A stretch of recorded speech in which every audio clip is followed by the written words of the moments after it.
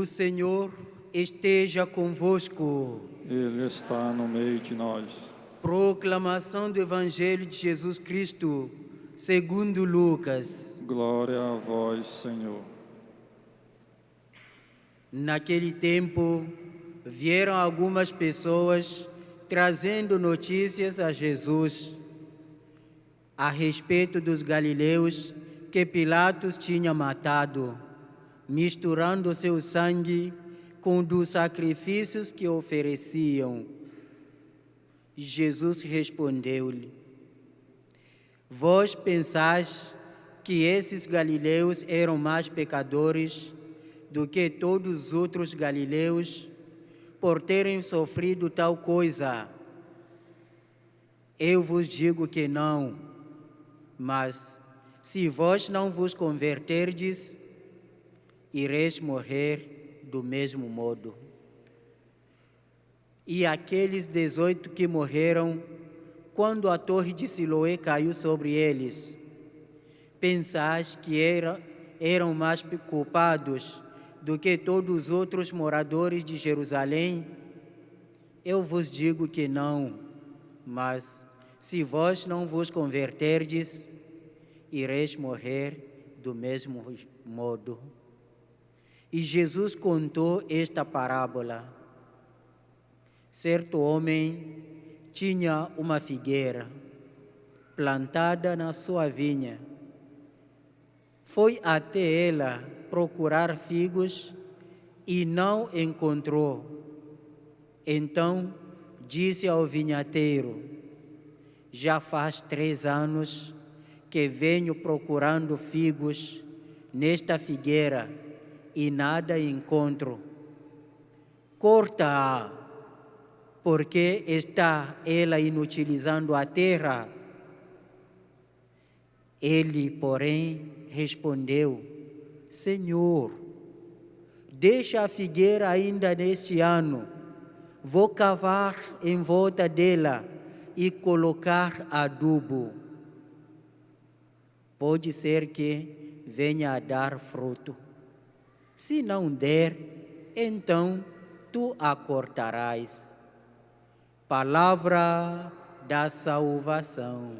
Glória a vós, Senhor.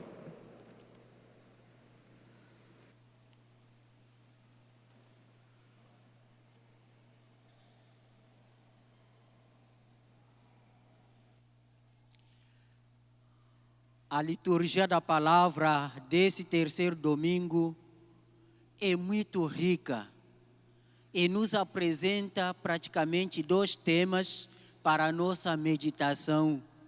O primeiro tema é a missão, a vocação que Deus nos confia como seus filhos e filhas, junto dos nossos irmãos e irmãs, particularmente aqueles que são escravizados por diversos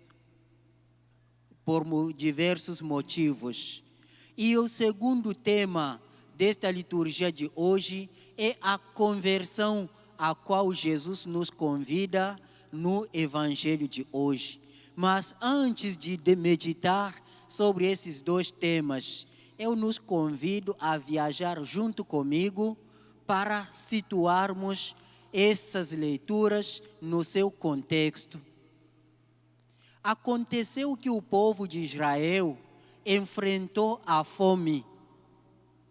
E esta fome provocou uma imigração. Os israelitas imigraram para o Egito em busca de alimento, de comida. Hoje ainda, no nosso século que estamos vivendo, há muitas ondas de imigração por diversos motivos, por causa da fome, por causa da segurança, diversos motivos que provocam essas imigrações. E os israelitas se encontraram nesta situação. Tinham que deixar a sua terra para se encontrarem na terra do Egito. E, instalando-se no Egito, eles se multiplicaram, geraram filhos e se tornaram uma população muito grande. e isto gerou um mal-estar para o faraó. Ele ficou assim perturbado e então decretou medidas para reprimir os filhos de Israel. Quais medidas? Ele disse que no momento do parto, se a mulher der à luz um menino, esta criança deveria ser morta. Se é uma menina, deixaria ela viver. E assim aconteceu o momento de Moisés nascer. E naquele tempo ele era sujeito à morte. Mas Deus o salvou de uma maneira milagrosa. Porque a sua mãe vai levar a criança numa cesta e vai deixar esta criança à beira do rio Nilo. E a filha de Faraó vai pegar esta criança, vai criar, vai adotar a Moisés. E Moisés crescendo, ele cresceu com a consciência da sua identidade de hebreu. E durante esse tempo, quando ele foi caminhando na cidade, observou que um egípcio estava agredindo a um israelita. E ele, consciente da sua identidade, ele defendeu o israelita. E aconteceu outro momento em que Moisés, caminhando pela cidade, encontrou 2 israelitas brigando entre eles. Ele chamou a atenção. Por que estás brigando? Vocês são irmãos, assim como acontece hoje ainda. Pessoa que toma a iniciativa de aconselhar, de corrigir aqueles que estão em conflitos. Mas estes não acolheram este aconselhamento de Moisés e lhe disseram: por acaso quer fazer conosco o que fizeste com o egípcio? Moisés ficou com medo. Ele tinha que fugir da cidade e ele se encontrou então no deserto, onde ele fugia o faraó. E naquele tempo, Moisés vai então se casar com o filho de Jetro. E a leitura de hoje começa aí. Moisés estava apacentando o rebanho do seu sogro Jetro nos montes do Horebe, quando ele viu uma sarça em fogo sem se consumir. E Moisés fez um passo: vou olhar o que está acontecendo. Aqui se encontra o primeiro ensinamento, meus irmãos e minhas irmãs. No processo vocacional, é Deus que toma a iniciativa. É Deus que coloca em nosso coração o desejo de nos aproximarmos dele. Moisés se aproximou. E quando ele se aproximou da sarça, ele ouviu uma voz que lhe dizia: Moisés, não se aproximes, porque esse lugar é santo. Retire as sandálias dos teus pés. Em outras palavras, precisa desfazer-se, retirar tudo o que é pecado, tudo o que é mal, para se aproximar do Senhor Deus. Meus irmãos e minhas irmãs, para nós nos aproximarmos do Senhor Deus, precisamos fazer uma reconciliação. Por isso, no início de cada celebração eucarística, nós começamos pedindo perdão a Deus pelos nossos pecados, pelas nossas fraquezas. E tem 2 figuras representativas nesta visão que Moisés teve. O fogo, que representa Deus. Deus se manifesta a Moisés na figura do fogo. E a segunda é a sarça em fogo sem se consumir. Esta sarça representa todo o povo de Deus. Nós, cristãos e cristãs, que acolhemos Deus no meio de nós, e Deus não quer nos consumir, mas quer nos purificar. O fogo é para purificar, e Deus no meio do seu povo é justamente para provocar em nós esta purificação. E então Deus vai revelar a Moisés a missão. Eu ouvi os gritos do meu povo. Deus se revela como um Deus próximo do seu povo oprimido, do seu povo maltratado, do seu povo escravizado. Deus se revela como um Deus que se compadece deste povo maltratado. E assim ele confia a missão a Moisés: vai lá no Egito para libertar o meu povo Israel. Assim como Moisés foi enviado, todos nós hoje somos enviados juntos dos nossos irmãos e irmãs oprimidos, torturados ainda hoje pelos diversos acontecimentos do mundo, da história. Cada um de nós tem uma missão junto do seu irmão, junto da sua irmã. Não podemos nos acomodarmos enquanto os nossos irmãos estão sofrendo, porque o grito deles está chegando nos ouvidos do Senhor, nosso Deus. E Moisés, então, perguntou a Deus: mas eu não tenho liderança, porque esse povo não me reconheceu, me rejeitou, porque quando eu aconselhei, não quis acolher as minhas palavras. E Deus vai então revelar o seu nome. Vai dizer a este povo: eu só me enviou junto de vós. Deus revela a sua identidade.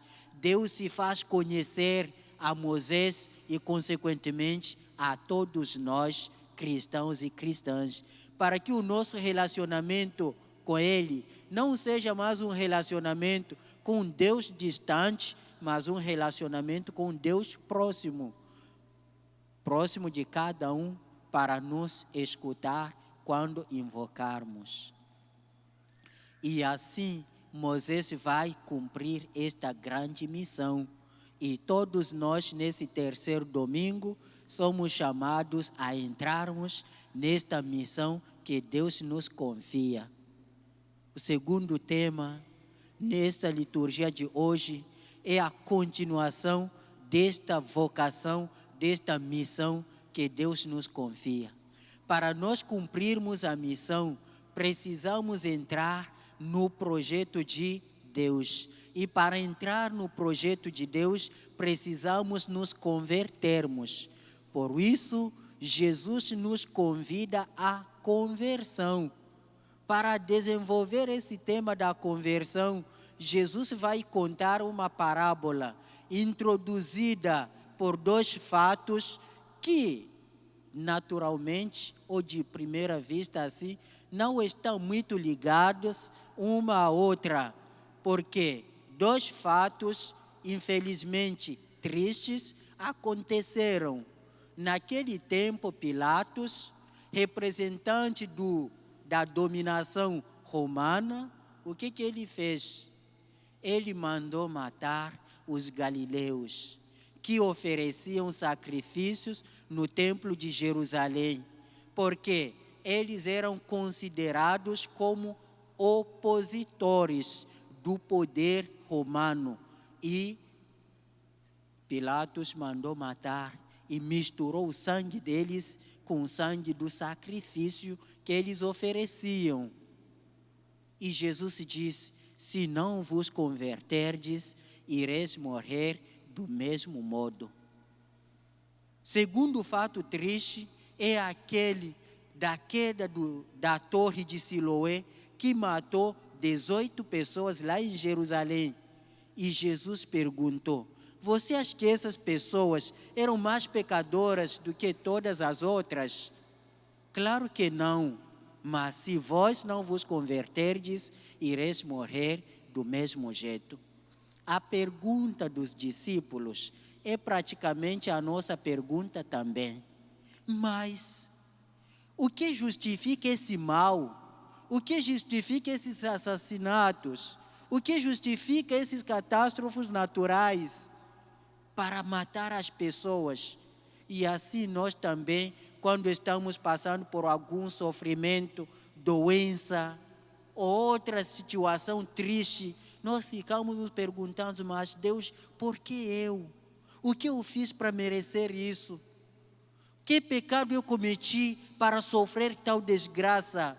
Jesus quer nos ensinar que as situações que nós enfrentamos não estão ligadas imediatamente a um pecado, mas Jesus quer que o cristão, que a cristã se converta e permaneça na graça de Deus. Por isso, a parábola que vai seguir é uma parábola que nos convida a produzir os frutos que o Senhor espera de nós. A figueira que não produzia nada, Jesus vai interceder na sua bondade, na sua misericórdia, junto do Pai que ameaçou de cortar a figueira. Jesus vai dizer: não, Senhor, espere mais um pouquinho, mais um ano, eu vou cavar, vou colocar adubo. Se não produzir, então tu a cortarás. Né? Deus nos oferece novas ocasiões para a nossa conversão. Deus quer que esse tempo da Quaresma seja para nós um tempo de voltar junto do Senhor, reviver este amor que Ele tem para conosco, de tal forma que possamos produzir os frutos que Ele espera de nós. Quais frutos? Frutos de conversão, frutos de amor fraterno, frutos de perdão uns para com os outros, frutos de compaixão para com as pessoas oprimidas, para com as pessoas escravizadas, para com as pessoas esquecidas na margem da sociedade. Somos nós, os cristãos, hoje, que devemos fazer tudo para que a nossa presença na nossa sociedade seja como a presença de Moisés junto do povo de Israel. Que não sejamos cristãos indiferentes e também que não sejamos cristãos estéreis. Devemos produzir os frutos que Deus espera de nós, frutos de bondade, de misericórdia, de amor uns para com os outros. Que a Santíssima Virgem Maria interceda por nós para que nós sejamos capazes de caminhar segundo a vontade do seu Filho Jesus Cristo. Que seja louvado o santo nome de Jesus. Para sempre seja louvado.